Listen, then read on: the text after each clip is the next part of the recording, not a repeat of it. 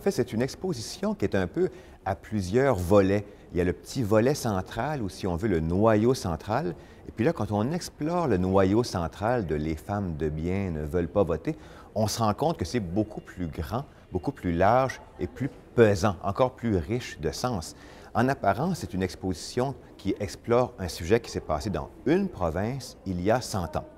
Donc, oui, c'est intéressant, mais c'est bien plus que d'intérêt local.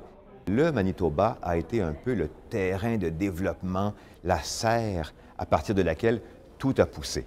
À partir du Manitoba, qui est une seule province sur les 9 que le Canada avait à l'époque et les 10 d'aujourd'hui, ça a été l'élément déclencheur pour le droit de vote des femmes. Ça a commencé en 1916 là-bas, puis ça a fait boule de neige jusque vers 1940, 60.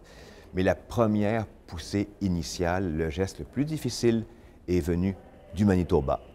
Et puis, oui, ça s'est passé il y a 100 ans. On pourrait penser, bon, c'est une histoire intéressante, mais il y a un peu de poussière, c'est un peu vieux, un peu vieilli.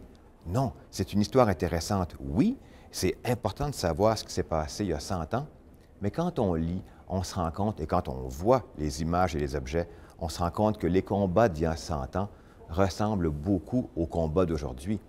Qu'est-ce qu'on voulait il y a 100 ans? De l'égalité, avoir le droit de parole, avoir le droit de participer, avoir le droit d'être représenté. Aujourd'hui, les enjeux sont un peu différents. Les femmes ont partout le droit de vote, mais cependant, les mêmes combats demeurent, les mêmes discussions restent.